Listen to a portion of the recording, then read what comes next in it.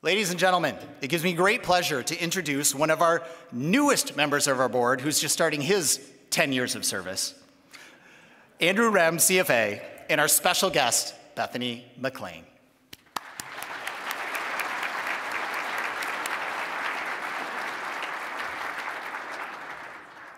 So just one administrative item.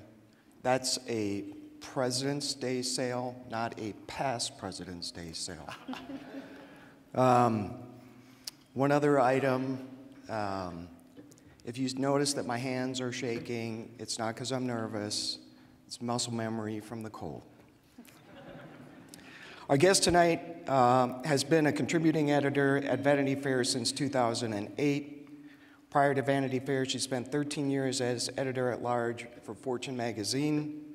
She's the author of 4 books, starting in 2004, The Smartest Guys in the Room, The Amazing Rise, and Scandalous Fall of Enron, which she co-wrote with Peter Elkind. The title says it all. That later was turned into an Academy Award-nominated documentary. My recommendation, read the book. All the Devils Are Here, The Hidden History of the Financial Crisis, she wrote in 2011 with Joe Nocera. We'll get into that a little bit later tonight. Shaky Ground, The Strange Saga of the U.S. Mortgage Giants, she wrote in 2015. It's about the U.S. mortgage industry and gets into Fannie Mae and Freddie Mac. And then lastly, her most recent book, Saudi America, The Truth About Fracking and How It's Changing the World. And she's the most courageous speaker we've ever had. She's here come frost, quake, or polar vortex. Please welcome Bethany McLean.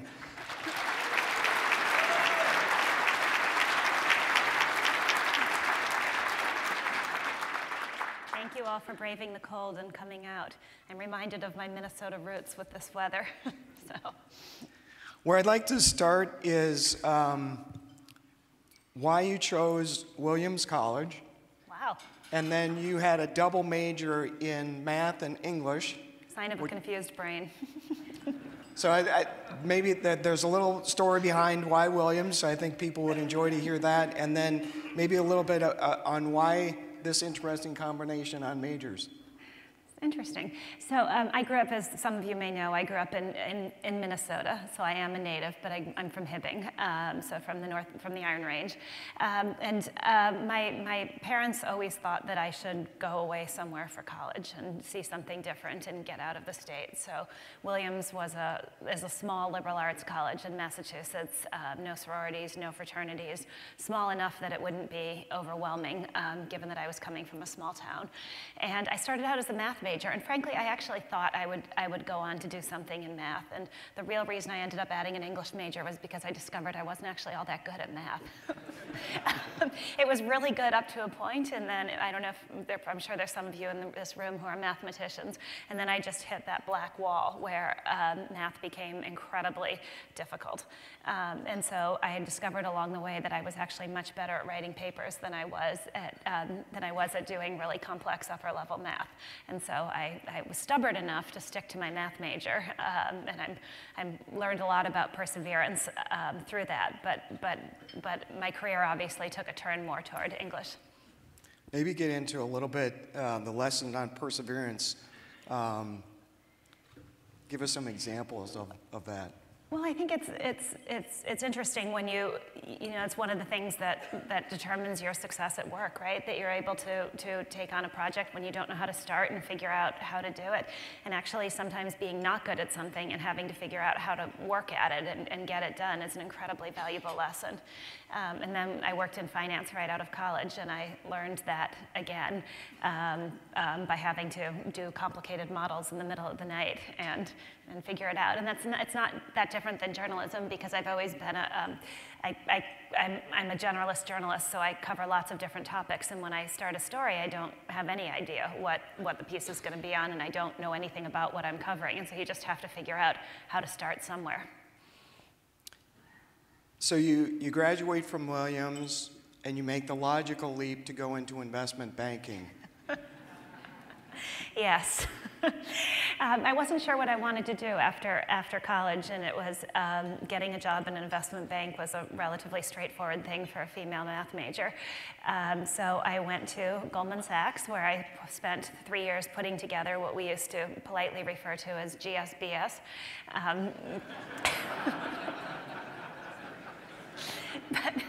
But it was a really valuable experience in a couple of ways. I knew nothing about finance when I got out of college, and spending 3 years working in it made me at least conversant with the basics and made me realize that either A, I could figure it out, or B, if I couldn't figure it out, there was something wrong with the finance, not something wrong with me. And it was a really valuable lesson. So I came across a couple things that you said you learned in that 3-year experience at Goldman Sachs. So one was pay attention to details. You just touched on that. You also said be skeptical of statistics. What was it that you did there that taught you that? Well, as all of you in this room know, models are garbage in, garbage out, right? And that was a really good lesson, learning that working at Goldman. When you first hear about things like, the discount rate and figuring out the compound annual growth rate and figuring out valuation, you think that these must all be facts that are just set in stone somewhere. And then you quickly realize that they're all very dependent on assumptions, right? And you can make a model say whatever you want a model to say. And I think that's a valuable lesson for our world today, because you think about so much of these stories of business gone wrong, and many of them come back to an over-reliance on models by people who no longer understand that the model is just a model, right? So you think about the financial crisis, when so many firms relied on value at risk, the estimate of how much they thought they could lose in a given day, and as a result felt far more comfortable with their subprime mortgage exposure than they ever should have.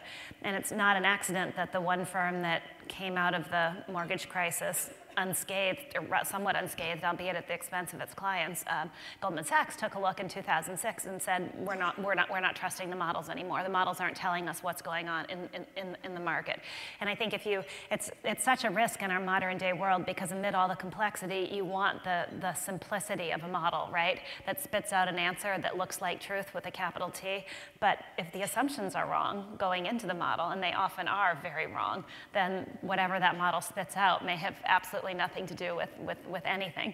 And I think learning that lesson early on was important. Or think about JP Morgan's losses on the whale trade, which we've all kind of forgotten about, but they lost, what, $6 billion on this really complex credit default swap trade gone wrong. And once again, it was just reliance on the models. They weren't showing anything terrible. And so nobody looked underneath the surface of this very messy and complex trading strategy and said, this is going to cost us $6 billion. Dare I say long-term capital? Dare you say long-term capital? Yes, that's actually a perfect example. Another one that I came across is the only way to solve a problem is to keep working at it. Maybe talk about that a little bit. Does that require curiosity to pursue with that level of persistence? Yeah, well, personality, curiosity, doggedness, stubbornness, I'm not sure which one it is. But yeah, every story, if you're not curious, you're just going to give up asking questions long before you should. And it's curiosity that makes you keep going and keep asking more people more questions, because you really want to know and you really want to figure it out. But it's actually also, in a weird way, why being a math major has been helpful to me as a journalist, because I don't think I'm not naturally confrontational. We are actually Minnesota nice. What? What? And it would be I don't relish, unlike many people who do what I do, I don't relish confrontation. But the thing that will make me sort of stick to it and dig in and ask tough questions is when A doesn't lead to B, when the logic isn't there. And that's the thing that will get me to dig in and be confrontational. And it's the math major in me that sort of goes back to that. Is A leading to B leading to C? Is there a proof here? Is the argument holding together? So then maybe you made a pivot from investment banking, very logical, right over to journalism. Makes total sense. How were you able to do that, and why Fortune? Because they gave me a job. Seriously, back in the 1990s, the big magazines still had fact-checking departments because magazines were still making money. So one way to get a job at a magazine was to go be a fact-checker. And I just decided after 3 years at Goldman that I always wanted to be a journalist. I had no idea where that came from. I was not a kid who ever worked for the school paper or had much of a sense of what I wanted to do. But I was able to get a job at Fortune. They decided I was debatably smart, definitely couldn't write, but probably knew enough about financial markets to be able to fact-check stories. And it's actually really helpful to get started as a fact-checker because you get to see how other writers are putting stories together, and you learn the importance of getting every single fact right. A piece is totally undermined by having even just one small detail wrong. That said, fact-checking is one of the most unpleasant jobs you could ever have. I mean, imagine getting somebody on the phone, a CEO of a company, and having to say, is your car blue? Is it pale blue? Is it aqua? They want to kill you. And then I was able to, the 1990s were the era when everybody wanted to write about the dot-com billionaire and put them on the cover, and nobody was going to let me write those pieces because I had a reputation for not being able to write. So instead I was assigned to do this column, this investing column called Companies to Watch, where I was supposed to pick 3 stocks every 2 weeks that were going to double or triple or quadruple in value. Easy. It was easy, that's the thing. There were no shortage of portfolio managers who owned the stock and company executives and analysts with buy ratings on the stock coming by Fortune's offices and that lay out these great stories from me of why these stocks were gonna double or triple or quadruple in value, and I'd dutifully write them up. And they were great stories, really great stories, but they were just dead wrong. I'd watch in horror as the stock usually went in promptly the opposite direction. And so that was the beginning of some of my skepticism about the way the world of business operates. It's often kind of a see no evil, hear no evil, speak no evil mindset, where criticism travels or skepticism travels in very small circles and rarely makes its way out into the broader world. I was trying to imagine this. There's a next to you show up at Fortune very early on. I'm going to say it was your first day. In 1996, Andy Grove writes a cover story for Fortune magazine. And for everybody that doesn't remember, he was the founder of Intel and the current CEO in 1996. Can you tell a little bit about how you got involved with that particular story? And then he made a specific request that ultimately ended with you meeting with him, I believe, before your editor. So Andy Grove was a fearsome executive back in the day. I don't know if any of you knew him, but he was a pretty terrifying CEO. And what made this situation more terrifying was that he'd been diagnosed with prostate cancer, and the story was his story of how he dealt with his prostate cancer. And back in those days, even though it was his personal story of how he dealt with prostate cancer, Fortune still assigned a fact checker to it, and I got to be the fact checker. And I discovered that Andy Grove, the legendary engineering CEO of Intel, had actually made a couple of mathematical errors in his piece, and I had to tell him that, and he was not happy. In fact, he was furious, and my editor was kind of ducking his head saying, "Can you just be quiet?" And I was like, "But I'm the one who's responsible for this, and you told me if it's wrong, I have to say something." To Andy's credit, although which I think shows what a class act he was and what a gentleman he was, although he lost his temper at the time, a couple days later, he was coming by Fortune for something, and he asked to come say hello to me because he said I was right at the end of it all. So it was a good lesson in standing up for yourself and having it work out well with a man who was gracious enough to say you were right.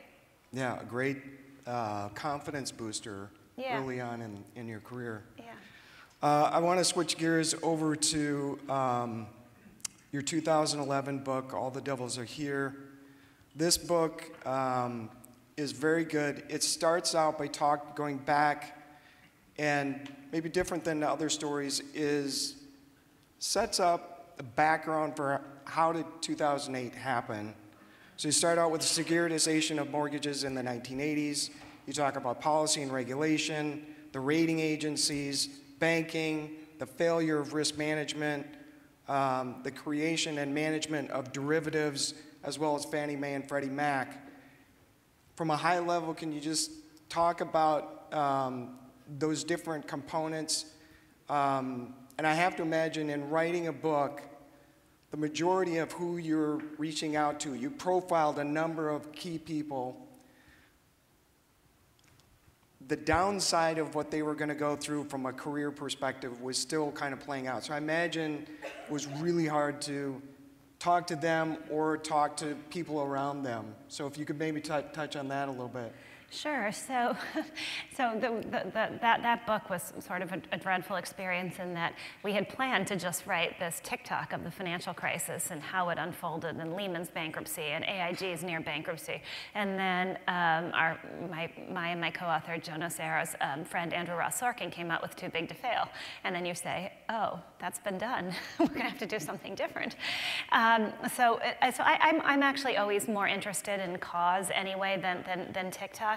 So to be able to reach back and say, what are the strands that led to the financial crisis? Because it's not simple. So how do you pull together the things that led to this?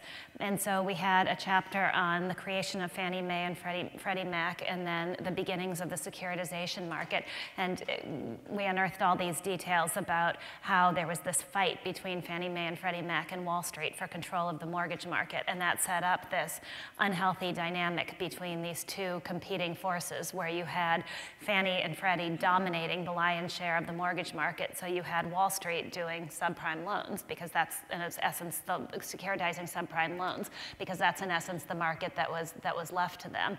And so we tried to set that up, and we tried to explain the role that the rating agencies played in the financial crisis.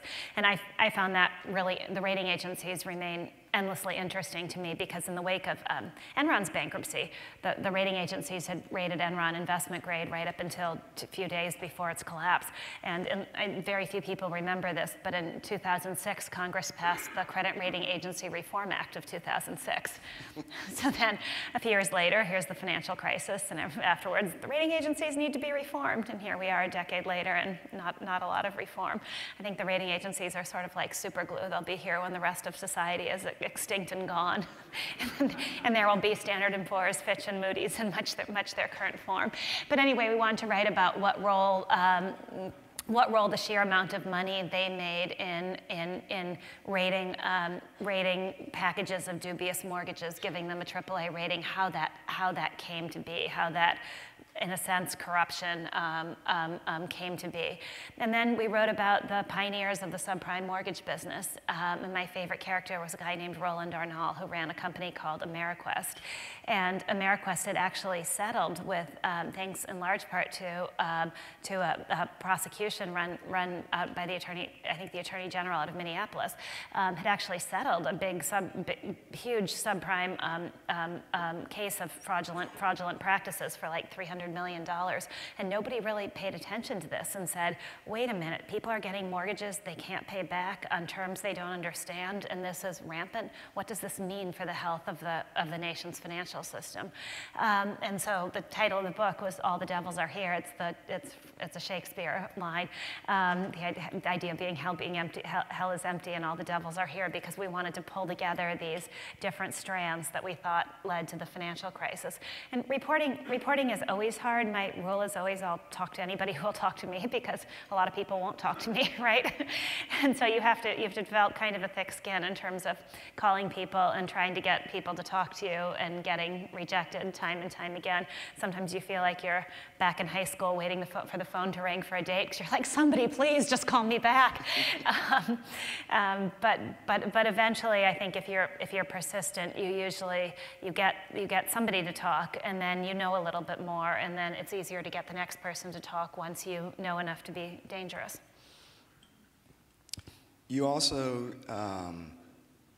talk about risk management.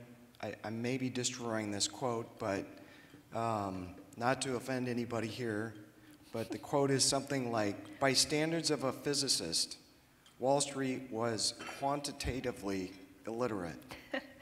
Well, it comes back to the comment I had made earlier about value at risk and about reliance on models.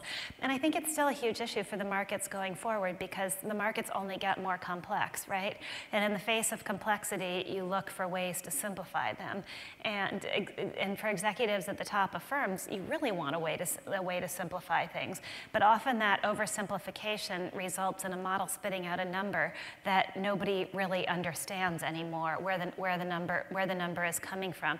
So that quote came from a Merrill Lynch risk management guy named John Bright.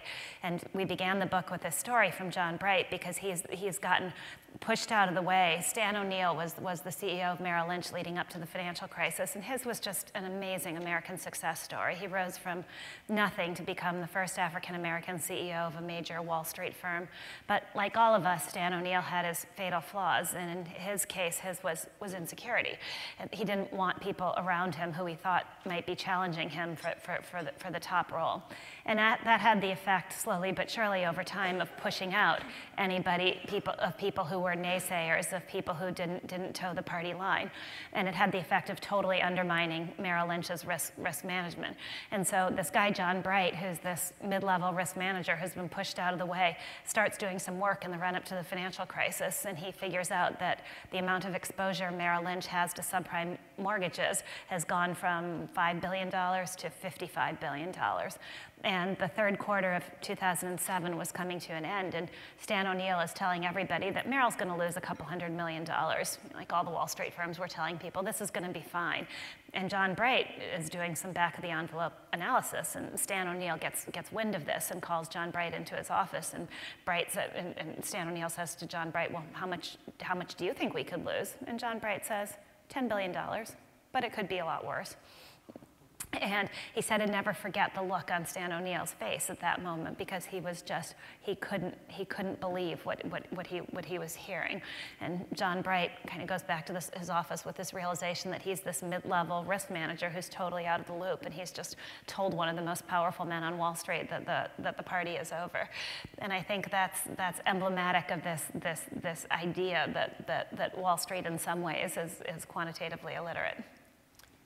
I want to go back to your comment about this subprime lending. You had some interesting statistics about what actually subprime lending got used for, and I think the number was something like 70%, but maybe just talk about that a little bit. When we think about subprime lending, we're thinking everybody's going out and buying homes and like this is a good thing, home ownership is up, but that wasn't necessarily how it was actually being used.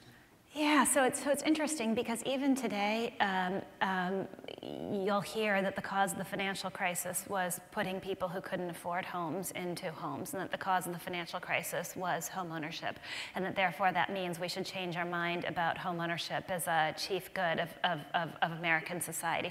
Maybe we should and maybe we shouldn't, but if you actually look at the numbers on the financial crisis, it had nothing to do with home ownership. And I'm not going to remember the exact numbers, but the home ownership rate actually peaked in 2004, which was years before the financial crisis hit. And if you look at where subprime mortgages were going, a guy I know did an analysis. Most subprime mortgages were used for cash-out refinancings and for the purchases of investor homes. They weren't used for the purpose of home ownership. If you had limited subprime mortgages to first-time home buyers, we never would have had a financial crisis. This was a credit crisis. It wasn't a home ownership crisis. It was people who were living by using their homes as an ATM, with, of course, the encouragement of the banks. But there's this great testimony. I don't know if you all remember New Century. It was the subprime mortgage firm that went bankrupt in 2007, starting the financial crisis. And there's this great testimony of the New Century executives before Congress. They said, well, basically, you need us because we do cash-out refinancings. And we do cash-out refinancings that Fannie and Freddie won't touch. And this is why we're important. But they didn't tell Congress it was because they were providing home ownership opportunities. They were providing credit. And so I think that concept is still muddled, and that there's still this temptation to blame home ownership for the financial crisis, and it's just not what the numbers tell you. Can you also maybe talk about this issue of kind of the revolving door between public companies and the regulators. I lifted a quote from you in an interview where you said, "The worst form of corruption is when everyone thinks the same." Well, I think that's true, and it's true in what I do. A lot of people are always looking for explicit corruption, you know, somebody giving somebody a bag of cash under the table, or the moment like in the run-up to the financial crisis where the heads of big Wall Street firms sat around in a dark, preferably smoky room off Wall Street and said, "How do we destroy the global financial system?" And you never find those moments. And to me, the more pernicious form of corruption is implicit corruption, the stuff that happens when everybody already thinks the same way, and everybody's vested interest is in exactly the same thing, and there's no potential for challenge.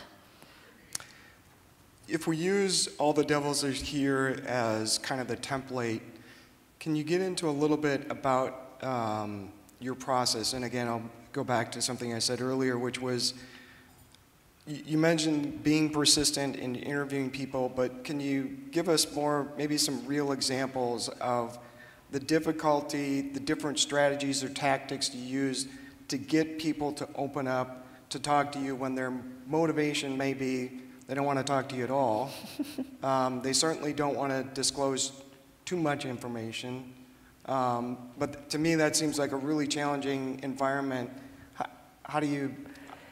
I think there are roughly three groups of people. There are people who actually are inclined to talk and really want to tell their stories, and curiosity goes a really long way in getting someone to talk. If you really care about what somebody's telling you and you're really, really interested in it, that shows. And then people want to keep telling you things because you care and you're interested. I don't think you can fake it. I think you have to genuinely, really, really care and really want to learn from them.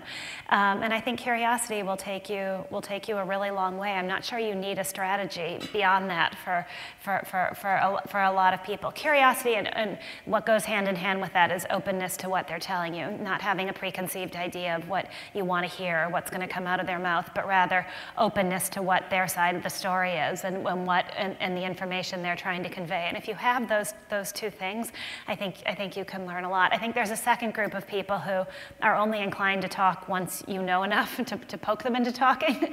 And so those are the people you can circle back to later after you've learned enough to be able to say, well, I think I've heard you were involved in this, and you were involved and you were in the room when this happened. And then if you're wrong, how many people in this room can resist the chance to correct someone when they're wrong? Right? I mean, so. And if you're right, then they know that you know enough to be dangerous, and that's a way to get people to talk. And then there's a third group of people who are just never ever going to talk, no matter what you do, and they're just not. But the thing I've learned over the years is that you can't game who's going to talk and who isn't. You just have to try everything. And it was something I learned. I worked with Peter Elkind, this long-time investigative journalist, on my Enron book, and I thought I was going to learn all these shortcuts for how to get people to talk and how to do this. And what I learned from Peter is you just do everything and you call everybody and you keep calling everybody until you finally get somebody who will talk to you. So it's not so much. I was trying to imagine. The conversation doesn't go like this. Hi, Bethany. I'd like to talk to you about this. I really, really care. No. This is something that evolves through the conversation, and the more you're willing to demonstrate that you're digging into the topic, the more they can be receptive to. Right. You said the third group, they no matter what you do. Right. But based on your comment from Peter Elkind, it kind of goes back to that college message, which is even if you don't know where to start, you keep digging. The more you dig, the more you get. Right. And I think you also have to have an understanding of humanity, and what I mean by that is that in the end, most stories of business gone wrong are kind of these Shakespearean dramas, but they're not as simple as bad people setting out to do bad things. And that was actually a big lesson to me as a math major. I sort of always assumed that if somebody did something bad, they did it knowingly and explicitly. And what I've discovered over these years of writing about these stories of business gone wrong is that they are these very complex human dramas. They're this mixture of self-delusion disillusion, rationalization, maybe a little bit of greed, but usually greed in the shape of ego rather than greed because you're looking to make money. Maybe some venality, maybe some outright corruption, but as I said before, they're not as simple as people sitting in a dark room saying, how do we destroy the global financial system, or how do we take down Enron, or how do we wreck this company? It's always much more complicated and nuanced than that. And I think if you have an understanding of that and you're willing to hear people's stories instead of just judge and say, bad business person, you must have been setting out to do damage, I think that helps too. I could just interrupt for 1 second. Just a quick reminder to text me your questions throughout the evening so they don't all come in the last minute.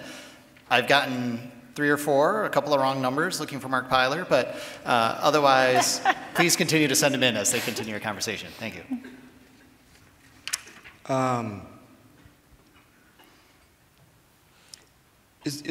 Maybe talk about how do you prepare? So once you get someone agree to have a conversation with you, how much preparation, what types of preparation are you doing for that particular interview? I try to be prepared. I don't always succeed, but I try to read everything I possibly can ahead of time and know as much as I can, because it is true, you can get a long way by being curious, but as you all in this room know, you always do better if you're prepared and you know what you're talking about, and you can push the line of questioning much further. It's much easier to get information. It's much easier to get information with information than it is to get information when you don't know anything. And I think it's just a mark of respect too. In general, if somebody's taking the time to talk to you, you want to know what you can know about them already, just as a mark of respect. I didn't hear it tonight. I've heard you say it before. One of the other things that I'm curious, what are the markers or the tells for a fraudster? So you mentioned some of like the motivators. Right. I think it's a really interesting question, because one of the questions that fascinates me is what's actually the line between a fraudster and a visionary. And sometimes I think that they're the same person. It's just that the visionary has gotten away with it and the fraudster got stuck in the middle. But seriously, I mean, if you think about that, the story of Enron is widely regarded now as a huge corporate fraud, but Enron was actually a really visionary company. Enron Broadband was Netflix, way ahead of its time. It's just that Enron was desperate to pretend they were making money long before the businesses actually were, and resorted to lots of manipulative accounting, and in some cases outright fraud, to make it look like their ideas were producing profits. But it wasn't a problem with the ideas per se. And if you think more broadly about that, I mean, think of what it takes. We were talking about the podcast that you love, how I built this, and it takes, to build something, it takes belief, right? It takes just a willingness to say, damn the torpedoes, damn the skeptics, I'm right, this idea is going to change the world, a willingness to believe in yourself and not listen to the doubters and not listen to the skeptics, the very same things that are the hallmarks, that become the hallmarks of a fraudster, right? When it doesn't work out, or when something goes badly wrong and the government comes poking and says, but you lied to this person, but you omitted key details that they should have known. If you look at any great successful business story, there often are these moments where they didn't tell people things that maybe the people would have had a right to know, but they were trying to just get to that next level. And so many of these stories of business gone wrong are about a rationalization. If I can just get through the next quarter, then I'll be making the profits, and I won't have to resort to this chicanery anymore, because this new business I'm building will be kicking in, and I'm just doing the right thing by pretending I've made the numbers this quarter, because then my stock won't go down and my investors won't be disappointed in me. So making up this couple pennies of earnings is actually the right thing to do. But you think about how this plays out in many cases, whether it's the Theranos story, which you all probably know, Elizabeth Holmes. She was a fraudster, but she started out as a visionary. She just couldn't admit her idea wasn't working. And so somewhere in there, she tipped over the line into fraudster. I think it's a giant question right now surrounding Elon Musk. Which one is he? Visionary? Fraudster? Potentially both, right? So I think if you think about this as a continuum or of these two people, as these two archetypes as actually being very similar, it's a more productive way than assuming one is good and the other is evil, because they both contain so many of the same characteristics. So Elon Musk is kind of an interesting situation because he's got 3 irons in the fire. Right. So he could be a fraudster on one, something neutral on the other, and visionary on a third. That would be... Right. Well, Tesla, as many of you know, is just a huge battleground stock between the skeptics and the believers. And it often boils down to a discussion very much like this, which is Elon Musk is a genius. He's invented the world's greatest car. Look at all these things he's done. How can he possibly, we have to believe in him. And then there are the skeptics on the other hand who say, yeah, but he's lying about the numbers and his CFO just quit and he can't keep any executives. And so it just comes down to, but it's often it's belief versus skeptics. Josh, any questions? Oh, we got lots of questions coming in now, so Oh, I don't want to derail you though. So, Okay. Saudi America, your current book, how is that going so far? What in this book, much more different format, very short, versus your first 2 books, which were 400 plus. Yes. It's a mini book, and a friend of mine even told me he read it on the beach, which I took as a really great compliment because nobody has ever called anything I've written a beach read. So, you're a long way from Minnesota Beach, I know, but maybe for the summer. Anyway, so I was... In the ice house. In the ice house, right. So I've been really interested in fracking for a long time because I've always thought that what was going on in energy markets and with the development of fracking, the so-called shale revolution, has more import for the future of our country than anything coming out of Silicon Valley.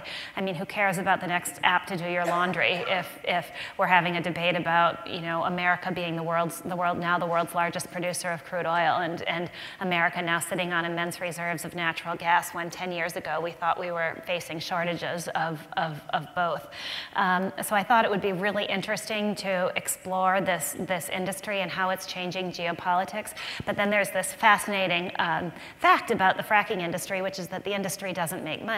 It's financially very unstable, and there's actually a direct link between the explosion of fracking and the financial crisis, because fracking firms are so heavily reliant on debt. And if the Federal Reserve hadn't cut interest rates as dramatically as they did in the wake of the financial crisis in order to spur the economy, it's unclear if there ever would have been a shale revolution. And so I wanted to link those things and understand them better. Someone actually joked with me that all my books should have been titled Shaky Ground, Shaky Ground 1, Shaky Ground 2. Which is probably a fair point.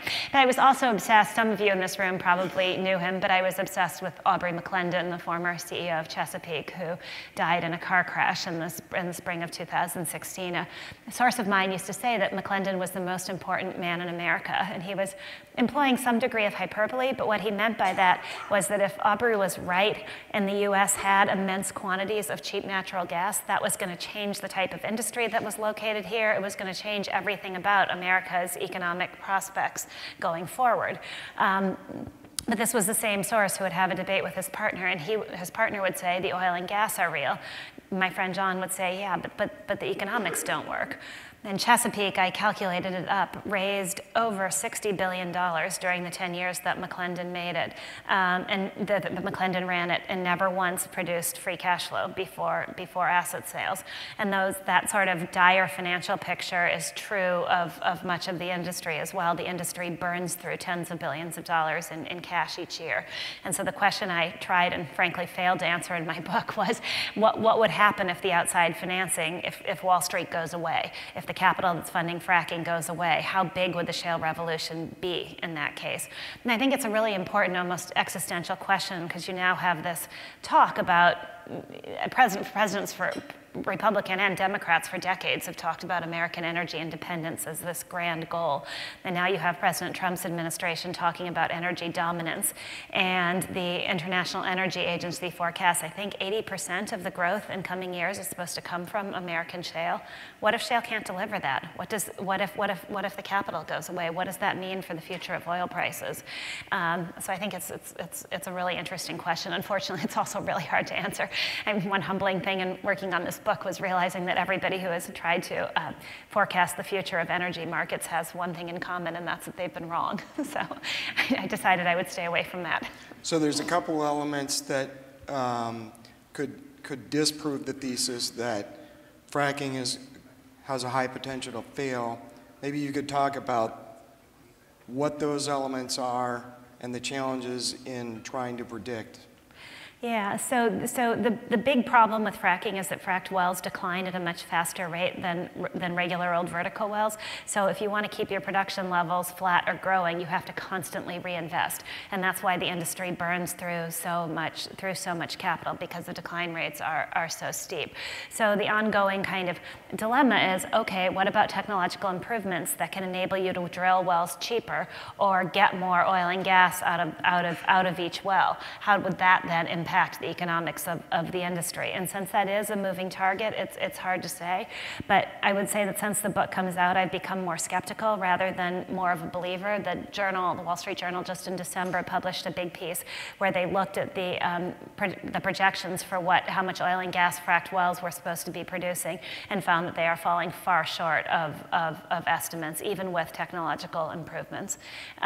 So it looks increasingly like a more skeptical picture to me. But that's not to say technological gains are real, and that to me is the big wild card factor. So if we could get additional technology improvements, helps lower the cost, higher oil prices, or sustainably, that also could help them. Can you talk about the differences between the economics in natural gas, where fracking actually started, versus oil? Because your concern is really more on the oil side versus natural gas. It is. So the economics of natural gas are closer to working. The decline rates aren't as steep, and natural gas is where fracking started, is actually easier to frack, so it's less capital intensive. And then it's funny because we always lump natural gas and oil together, but they're actually really, really different. The US does have vast quantities of relatively cheap natural gas. Whether that's good for the environment or not is a whole separate question, but we do have this. How much oil we actually have that we can extract at a reasonable price per barrel is a very different question, and really, really uncertain. So I've thought that if we were actually aiming for anything called energy independence, we would be focusing on natural gas and converting our infrastructure to natural gas. But I also became a skeptic about the whole idea of energy independence. I decided it was kind of a fraud, because if you think back to the 1970s when we first started talking about it, the US could set the price of a barrel of oil. It was set by the Texas Railroad Commission. Now the price of oil is set on global markets, so the price Americans pay at the pump is going to be subject to events around the world and in hotspots that we can't control. And our economy is dependent on trade with other countries, including Asian countries that get most of their oil from the Middle East. So this idea that if we're producing so much American oil, we can shrug our shoulders and walk away from the Middle East and no longer have to deal with the messiness there is just, it's just, there's no substance to that when you actually think about it. So I started to argue that this whole concept of if what we're going for is energy independence, there's no such thing. So it's a foolish goal. Did you interview Charlie Munger as part of this? I did. So I'd heard that Charlie Munger had views on fracking. And if you can get the opportunity to talk to Charlie Munger, why wouldn't you? I only hope I can be functioning that way in my 80s, forget my 90s, maybe even today. I don't know. But he has this very interesting viewpoint. I didn't write this book from an environmental point of view because it's a mini book and there's only so much you can cover. But Charlie has this interesting preservation argument that goes something like this, which is that there's still no substitute for hydrocarbons in certain essential aspects of modern life. And one of those is energy, of course, but the other one is fertilizer. And so energy security involves also being able to feed our population. And he said that maybe something else will work someday to supply the ingredients in fertilizer, but right now the only game in town is hydrocarbons. And so if you were actually engaging in long-term planning, which this country doesn't do very well, you'd be using your hydrocarbons like the topsoil of Iowa as slowly as possible so that you'd always be able to feed the population. And what are we doing? His point was, what are we doing? Burning through this stuff as quickly as we can, selling it at prices places where companies aren't making any money, and potentially leaving ourselves without access to something that our people's survival depends on. Do we have any questions? Oh, I'm ready to go whenever Okay. you are. I got Go it. ahead. I'm sorry I'm in an awkward go position ahead. here, but That's we sort of okay. have 4 themes coming across. The first is, essentially, what are you going to write next? What's interesting to you right now? Is there something that's out there, whether you started a book or not? What is it that you think could be the next mortgage crisis, Enron, et cetera? One of the lovely things about being a journalist is that I get to come along after the crisis has happened and try to explain what happened instead of actually trying to predict what is going to happen. But I'm actually working on a piece about my new hometown, which is Chicago. And the idea being if Chicago can outrun the very substantial problems the city is facing. And in some ways, Chicago's not unique. Many cities and states around the country are facing a pension crisis, but it's extreme in Chicago and Illinois. And so it's a way of getting at the fiscal issues in states and cities by focusing on Chicago. And it also, because of the social problems in Chicago and the huge epidemic of violence, it also brings to the fore this question: how do you spend when you need to spend? How do you spend if there's no money to spend? And so I think that's coming to a head in Chicago, perhaps faster than in other areas, but it's a microcosm of issues. So if any of you have thoughts on pension crises, please get in touch. Can I make a suggestion? Yes. I think you should write a book on Charlie Munger. Maybe I should. That's a great idea. It's actually a great idea. There's a lot written on his partner, not too much on him. I think that's a good idea. But it is interesting on that note about pensions, because one thing, and I don't know, all of you are probably paying attention to this, but as a result of the financial crisis, another impact that had was that pension funds could no longer earn a return in traditional fixed income assets, so they've increasingly gone to riskier and riskier assets, including hedge funds and private equity firms. And in turn, those two vehicles actually invest a lot in fracking. Particularly private equity has a higher weighting in natural resources than at any point, I think, in the last 20 years. I think I got an estimate from one source that 1/3 of the fracking being done in this country is being done by private equity-backed firms.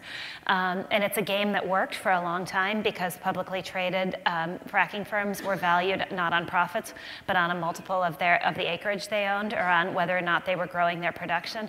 And so you could create a fracking, an E&P company. You could take it public. It didn't have to be making money, but you as the private equity firm could make a lot of money, or you could sell the firm that you'd created to another publicly traded firm, and you as a PE firm had an exit. And that exit has dried up as the market has become increasingly skeptical about the financial prospects for fracking firms.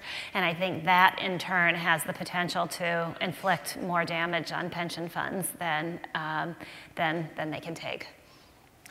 Well, the single biggest suggestion for your next book is actually on Trump, but that actually leads into the next question that people are asking about, fact-checking in general. Yeah. Is that still relevant? Like, what is fact-checking today? Well. What's a fact? What is a fact? Look, I think fact-checking is really relevant, and I'm lucky because as a magazine journalist or as a book writer, I have the time to do it. And if I don't do it, it's shame on me. And I am pretty meticulous about fact-checking. That said, in a world that moves increasingly quickly, and in a journalistic world that is starved for resources, fact-checking becomes more, and in an increasingly polarized world, fact-checking becomes more and more difficult. And I think it's to the detriment. I think it's to the detriment of all of us, and I don't think journalism helps itself by making mistakes. But I will tell you, facts are really slippery little creatures. I mean, they are shockingly hard to get right. It's just amazing when in the process of writing how you can just take something and just completely mangle it, and you don't even know anymore that you've mangled it until you circle back and dig in and realize you've gotten it completely wrong. And it's a process. It's something that never fails to amaze me. Sure. Another question, we actually have a few university students here or people who have recently graduated who volunteer with CFA Society Minnesota. And we have a few questions about just your experience at Goldman, especially as a female young analyst in the 90s. What that was like? What were your biggest challenges there? What was your experience those 3 years? I had a tough time. I think that those were very, very difficult years. And in some ways, I was just not prepared for it. I was naive. I'd grown up in a northern Minnesota mining town. I had no idea what Wall Street was. I showed up my first day at work carrying a straw bag. Nobody ever told me you needed a briefcase. So it was they were hard years. And Wall Street in the early 90s was not a particularly friendly place for women. I mean, it's not that long ago, but I got sent home from work for wearing pants to work in the early 1990s. I mean, some of you in this room probably remember that, right? But it seems crazy now in the day and age of hoodies, and you know that you could have gotten sent home from work for wearing a pantsuit. It was a tough place. It was a tough place. Those are not years of my life I would want to repeat, but I'm grateful. I'm grateful that I did it. As we talked about earlier, I learned a lot.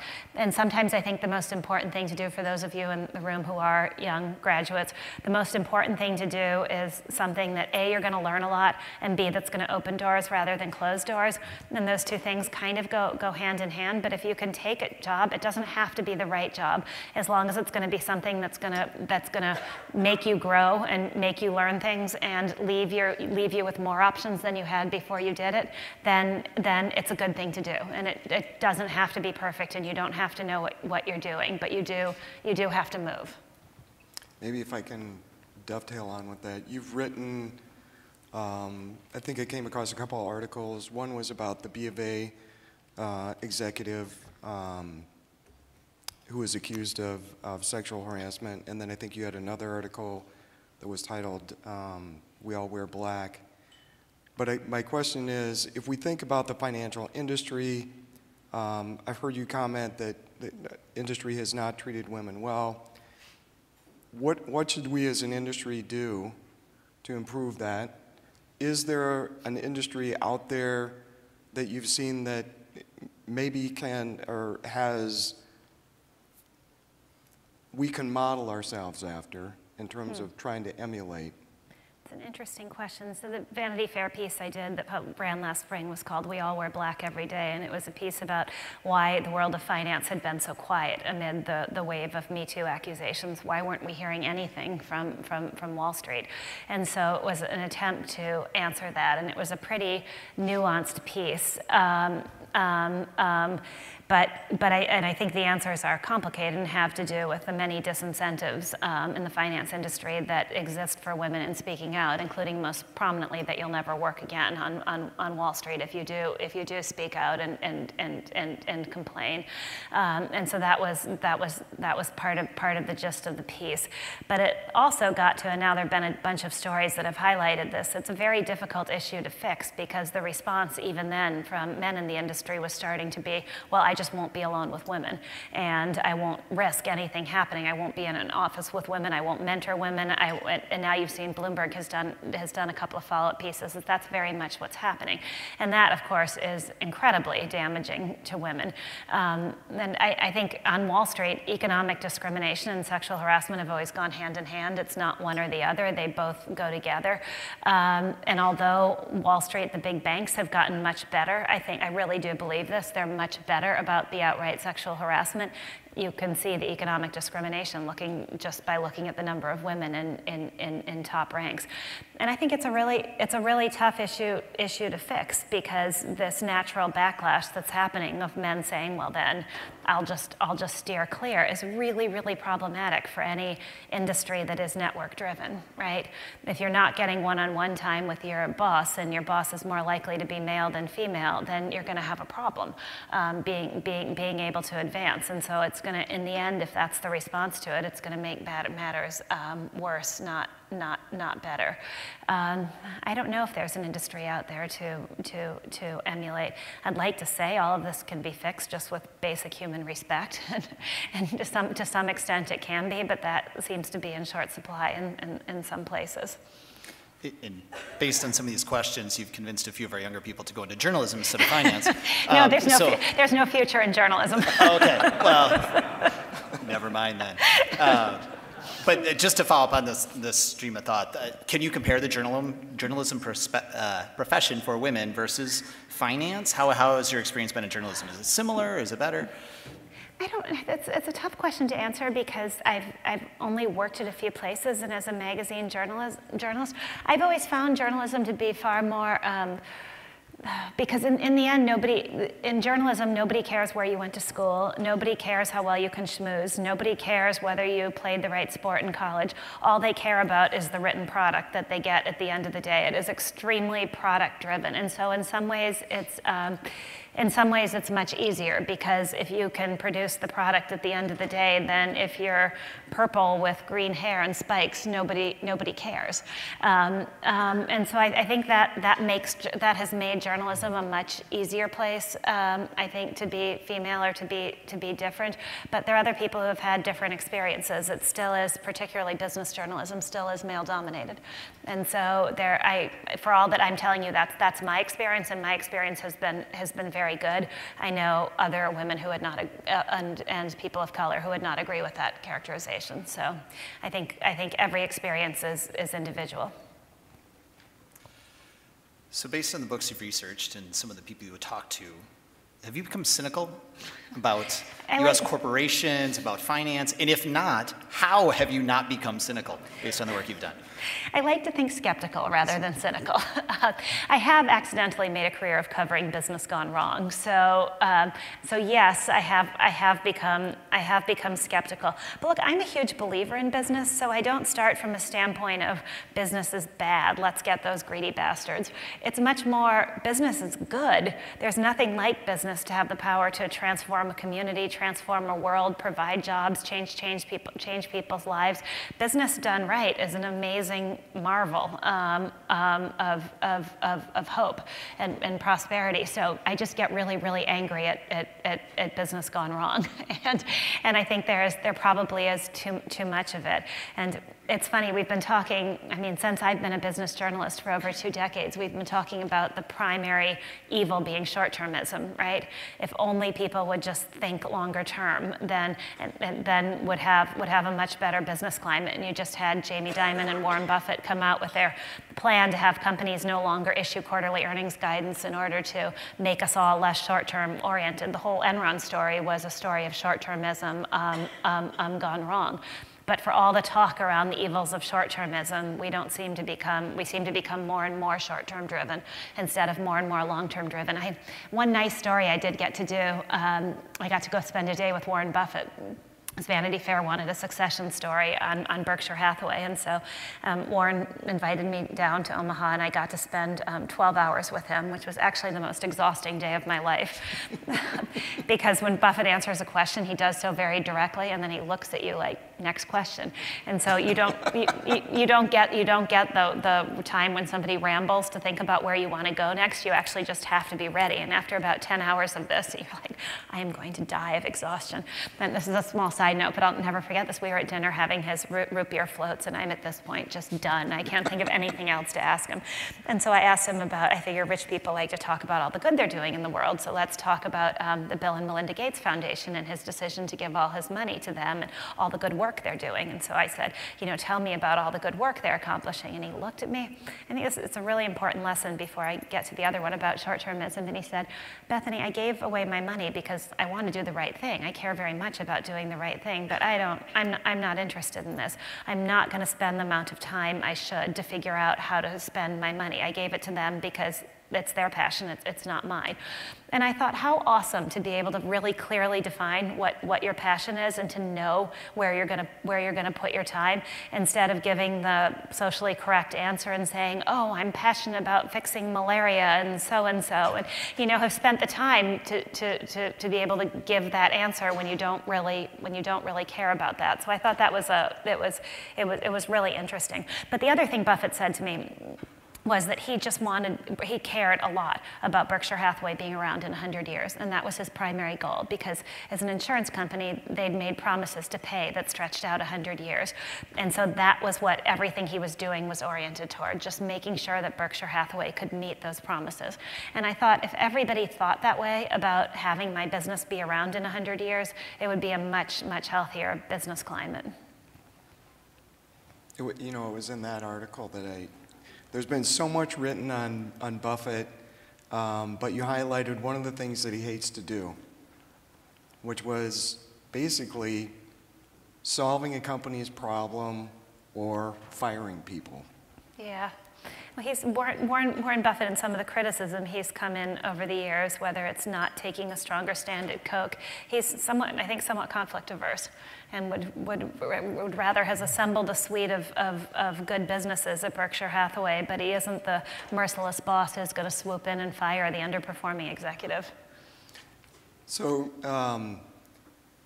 how important is culture? Because I think that is kind of speaking to what Buffett is trying to build in his organization. Is, it seems to me that how you realize his vision of a company that is still doing well 100 years from now is you have to build a sustainable culture.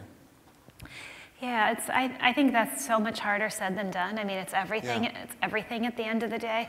When you look at a company like Enron and the way the culture of short-term earnings performance just spread through that place like kudzu, you see it. It really is culture. And I've often thought, if I had, in leaving Goldman Sachs, if somebody, a headhunter, had said, there's this great energy company down in Houston, do you want to go get a job down there? What if I had gone? Would I have been a whistleblower at Enron, or would I have been part of the problem? And I don't know the answer to that, because culture is so powerful that if it's like osmosis, right? If you're in it, can you even see that what's happening isn't right or isn't ideal? I don't know. But it's funny, I've been reading this book that's coming out called Enlightened Capitalism that I have to review, and it looks at all these businesses that have tried to do this, very trendy thing of a double bottom line or being socially responsible while delivering a profit. And it turns out this has been going on for centuries, and almost every single one of them has ended in total flames and disaster. So this whole idea that it's somehow easy to build a sustainable business that is focused on something other than the bottom line, and to really instill that into a culture is incredibly difficult. It's been done in history very, very rarely. It's interesting. My kids got me to watch a Netflix show. I think it's based in the UK, and it's a psychologist. I'm just going to cut to the ending, which was he used a series of techniques where you basically got 4 good average people. 3 of them thought they pushed a person off to their death. I mean, if you don't think, to your question, if you think that you know the answer to your question you're asking yourself about Enron, I think you answered it correctly. But I think the majority of us want to believe that, oh no, I'd never do that. But the reality is when you keep getting nudged, you can rationalize the last back act, and then the next one is only a little bit worse, and pretty soon you're so far out of bounds that people don't start bad and just get worse. They generally probably start good, and they get nudged that way, and then they get in a position where they can't actually go back. Well, the great analogy somebody gave me when I was working on Enron was that it was like boiling a frog. You put the frog in hot water and you turn it up just a little bit and the frog's still happy, and then you turn it up a little more and the frog's getting hot, but it's still happy. And you turn it up a little more and the frog's boiling, but it can't get out anymore. So that's the Can you maybe talk a little bit about, we were talking earlier about incentives and stock options. Obviously, this industry is one that gets a lot of criticism for overcompensating, not getting punished when people do bad things. Any thoughts on how our industry can improve on incentives? I think I wish I had an answer for that, because I think if you get the incentive structure right, you get a lot right. But the whole history of compensation is a study in unintended consequences, right? I mean, what could sound better than stock options? Giving executives an ownership position right alongside shareholders, shouldn't that make all the sense in the world? And I remember seeing these great numbers from the Joint Committee on Taxation on Enron that in 1999, Enron's executives made the top 200 people made like $200 million by cashing out stock options. And in 2000, which was the last full year before Enron went bankrupt, the top 200 executives made over $1 billion by cashing out their stock options. And you see numbers like that and you think stock options aligning executives' interests with shareholders, maybe not so much. But everything has, every part of this has the potential to backfire, right? And in the end, some of the simple answers aren't so simple. I mean, you look at Lehman Brothers, a lot of the people there lost a great deal of money, some of them everything, but that because they had all their money in Lehman stock, but that didn't prevent what happened at Lehman. So sometimes it's not as simple as the money. Can you maybe talk a little bit about, there's a lot of information out there, but you've talked, or I've heard you talk about some people have select information. Information is not distributed equally. And you used the phrase illegal edge. I'm not sure exactly what that means. It seems like it's somewhere between full disclosure, public information, and inside information. Huh. Well, I think I wrote about Steve Cohen, the hedge fund manager for Vanity Fair, and my friend Sheila Kolhatkar did a great book on him called Black Edge, which is sort of this idea of this information that is slightly over the line, but very much over the line. But I think in general, there's this belief that we live in a world of information overload, and we do, but that doesn't mean that everything you want to know is knowable. So a lot of times the information you most want to know actually isn't knowable, or you have to work very hard to get it. So there's a lot of information that's out there, but then making sense of that and then figuring out what it is that you need to know that isn't so easily knowable is the really tricky part. And I think even in financial markets, information tends to move in very small loops. Like in the case of Enron, a handful of short sellers knew Enron was a fraud for years, running up to the collapse, but that information never made it broadly into the rest of the market. The debt investors in Enron knew one thing, the equity investors knew something else and knew an entirely different story. And so even within the market where there is so much information, sometimes it travels in these very small closed loops. A little bit less so with the advent of Twitter. FinTwit has financial types call financial news on Twitter. I mean, the Tesla story has played out on Twitter with people on both sides of the argument, and so it's a little more public than it might once have been. But I always get annoyed by this idea that you'll hear that when prosecutors arrest people for insider trading, they say, we're making the markets fair so that everybody's on a level playing field. And it's like, no, it's not.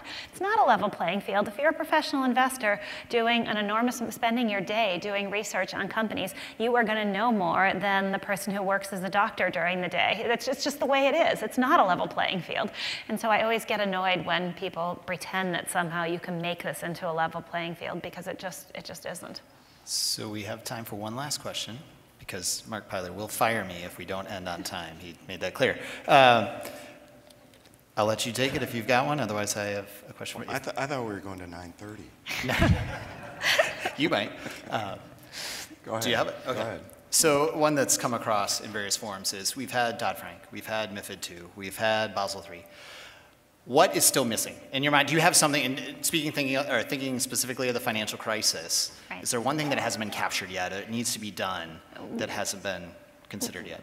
I'm somewhat of a skeptic of the ability of rules and regulations to fix things, to be honest, because if you look at Enron, that whole story was a story of a company that figured out how to work existing rules, figured out how to use the rules as a roadmap of the possible, and how to follow the letter of the law while totally violating the spirit of the law. And then you go to Sarbanes-Oxley, which was passed in the wake of the Enron debacle, and President Bush signed it into law in the summer of 2006 in the Rose Garden and gave this very lovely speech about how the markets were now safe for ordinary investors and fraudsters would be punished and big corporations would no longer be allowed to do bad things. And then boom, a few years later we had the financial crisis. And then Dodd-Frank, which is much more ponderous than Sarbanes-Oxley, got passed, and President Barack Obama signed that into law in the Rose Garden and gave a speech that is just remarkably, eerily similar to the speech President Bush had given 4 years later, about how now the markets were safe and fraudsters would be punished and big corporations would no longer be able to get away with this. I mean, the problem is rules and regulations are inherently backwards looking, right? You're trying to solve yesterday's problem rather than trying to anticipate the new problem that's coming around the bend. And sometimes the rules and regulations create tomorrow's problems because everybody starts looking for the loophole, and everybody finds the same loophole, and the money all rushes and bubbles at that same loophole, that same gap in the rules. And then you have the simple fact that regulators are people too, right? And sometimes the biggest thing that goes wrong with regulation is just failure of imagination. And all you need to do to see that is look at the financial crisis. No one could actually comprehend, well, very few people could comprehend that this could end with the bankruptcy of major Wall Street firms. It just was a failure of imagination to believe that this could, and I was victim to it too. I thought, I've seen my crisis. Enron just went bankrupt. I'm done. There'll be no more crises in my lifetime. And I just couldn't imagine that these big Wall Street firms with their huge soaring skyscrapers and their powerful presence could be bankrupt. So I think putting all of our faith in the ability of rules and regulations to fix things, or expecting that there's some omniscient regulator who could somehow make it all work perfectly is just overly optimistic. How's that for a nice, happy note to finish on? Excellent. Actually, I want to take my crack at it. I lifted a quote from your article, which is called Mr. Warren's Confession. He said, "We had 4 million people here in 1790. We're not more intelligent than the people in China, which had 290 million, or Europe, which had 50 million. We didn't work harder, we didn't have a better climate, and we didn't have better resources. But we definitely had a system that unleashes potential. The system works. Since then, we've been through at least 15 recessions, a civil war, a Great Depression. All these things happen, but this country has optimized human potential, and it's not over yet." So I think to some extent I feel like we can't expect a regulatory policy to make sure. I mean, I think about it, you drive down the freeway, there's a speed limit, there's yellow lines, there's white lines, you know, we're all supposed to behave in a certain way. It does not prevent accidents, and that's almost an unrealistic expectation. I think that's fair. It's like visionaries and fraudsters. These things are a continuum or a circle rather than an either or. And if you had regulation that absolutely could prevent any kind of accident, you'd also have no creativity, right? You'd take that out of the system as well. So you do take, it's an unpopular thing to say, but you do take some potential for accidents or stories of business gone wrong in order to have the freedom for it to create as well. Excellent. All right. Thank you all very much. I do have 1 minute of comments, but first, thank you so much, Andrew and Bethany, for this interview.